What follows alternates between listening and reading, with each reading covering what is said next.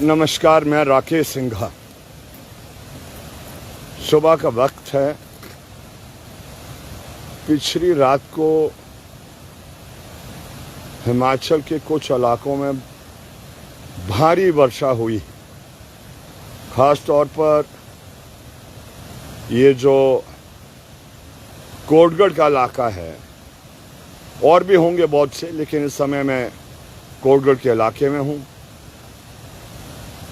रात को घर आया था, सुबह झाकड़ी में प्रोग्राम था।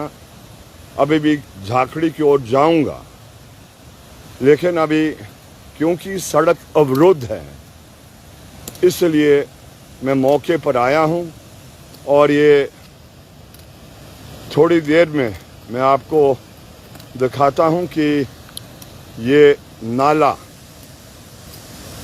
ये आया है और ये हॉर्टिकल्चर कोटगढ़ बिथल रोड है, जो हॉर्टिकल्चर रोड से माना जाता है। ये पॉइंट रोगा नाला है। ये इसके साथ मेरी ये ज़मीन लगती है और ये भारी वर्षा के कारण ये पूरा का पूरा नाला आ चुका है। सारा मक सड़क पर है। अभी पीडब्ल्यू को सूचित कर दिया गया है। उम्मीद करता हूं कि पीडब्ल्यू वाले भी आएंगे, लेकिन पंचायत को भी सूचना दी है और पंचायत वालों ने कहा है कि वो तुरंत मशीन भेज रहे हैं। और मैं समझता हूं हर पंचायत को इस तरीके से काम करने की ज़रूरत है। और लेकिन सरकार की तरफ से बहुत अधिक मदद नहीं होती है। पंचायतों के पास साधन होते नहीं हैं। लेकिन मैं दाद देता हूँ थानेदार पंचायत को, मंगसू पंचायत को। बहुत इच्छा शक्ति है जनता की सेवा करने के लिए। और थोड़ी देर पहले जब मेरी पंचायत प्रधान थानेदार संदीप से बात हुई, उन्होंने कहा उन्होंने मेन रोड जो थानेदार से नारकंडा को जाता है उस पंचायत की मशीन से साफ कर दिया है। अभी पीडब्ल्यू मौके पर आई नहीं, लेकिन मेन रोड वो पंचायत के प्रधान ने साफ कर दी है। आगे कितना बंद होगा मैं कह नहीं सकता, लेकिन हालात आप देख रहे हैं कि बादल फटने वाली परिस्थिति रात को हुई। आप देख सकते हैं इतना मक इस सड़क पर आ गया है। और कम से कम अगर मशीन आएगी तो ये 1 घंटे से अधिक समय लगेगा इस पॉइंट को खोलने के लिए। ये इसके साथ आप देख रहे हैं नाले के साथ ये पुराना मेरा गैरेज है और ये हालात है इस सड़क के। मैं समझता हूँ थोड़ी देर में जो थानेदार के पंचायत के प्रधान हैं उनकी मशीन यहाँ पर पहुँच जाएगी और हम प्रधान जी की तरफ से सबको ये सूचित करना चाहते हैं, ये थानेदार पंचायत और मंगसू पंचायत की थोड़ी सी सब्र रखें। इसको 1 घंटे के अंदर साफ कर ये देंगे। ये हालात हैं और सरकार से भी मेरी विनती है कि ये जो भारी वर्षा जो हो रही है, इस भारी वर्षा के कारण पूरी अंकलन किया जाए।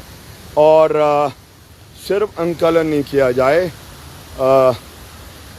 मुख्यमंत्री साहब दिल्ली में हैं और सेंट्रल गवर्नमेंट से, भारत सरकार से ये विनती करे और हमारा केस ज़ोरदार तरीके से हिमाचल प्रदेश की जनता का दिल्ली दरबार में रखा जाए और अपील की जाए कि ये जो भारी वर्षा हुई है हिमाचल प्रदेश में, इसको राष्ट्र आपदा घोषित किया जाए और एडिशनल फंड्स इसके लिए क्या कहते हैं उपलब्ध किए जाए। यही तरीका है।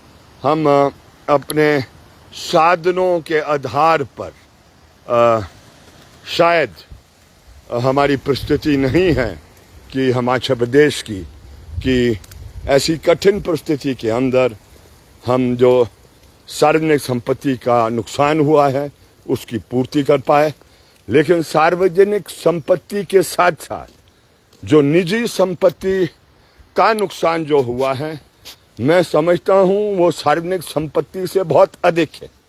अधिक इसलिए आप जानते हैं कि हिमाचल प्रदेश में जो हमारा बागवान हैं, कृषक हैं, किसान हैं, बहुत छोटी छोटी ज़मीनें हैं, 5 बीघे से नीचे वाले मैं समझता हूँ, मैं समझने का तो बात नहीं है, जो सरकार के आंकड़े बोलते हैं वो है कि 5 बीघे से नीचे की जनसंख्या जो खेती करने वाले हैं वो 58 है मेरे ख्याल 2011 के सेंसस के मुताबिक, और 2011-21 के सेंसस के मुताबिक ये जनसंख्या और फीसदी निश्चित रूप से 60 से अधिक जाने वाली। तो ये छोटी भूमि के मालिक बहुत नुकसान में है। ऐसा नहीं कि बड़ी भूमि के मालिक नहीं है, वो भी है, और इसलिए ये सरकार को हस्तक्षेप करना है। लोगों के मकानों की जो रिपोर्टें आ रही हैं वो भी बहुत लॉस, मकान बचा नहीं पा रहे हैं लोग, और कई जगह तो सड़कों की वजह से लोगों के मकानों को लॉस हो रहा है और वो ज़मीन धंस रही है। और सिर्फ ज़मीन धंसने का प्रश्न नहीं है, लेकिन जिस तरीके से वो ठेकेदारों ने सड़कों का निर्माण किया है उससे भी बहुत भारी नुकसान निजी मकानों को हो रहा है। कुछ प्राइवेट कंपनीज हैं जो कंस्ट्रक्शन वर्क कर रहे हैं, होटल का कर रहे हैं और प्रोजेक्ट्स का कर रहे हैं। वहाँ से भी रिपोर्ट आई है कि ये सरोग में एक केस है जहाँ राजीव वर्मा का पूरा जो मकान को भी खतरा शायद वहाँ पहुँचा है, लेकिन ज़मीन को तो निश्चित रूप से वहाँ पर खतरा पहुँचा है। और 200 से अधिक जो 30 साल के सेब के वृक्ष थे सारे के सारे नष्ट हो गए हैं।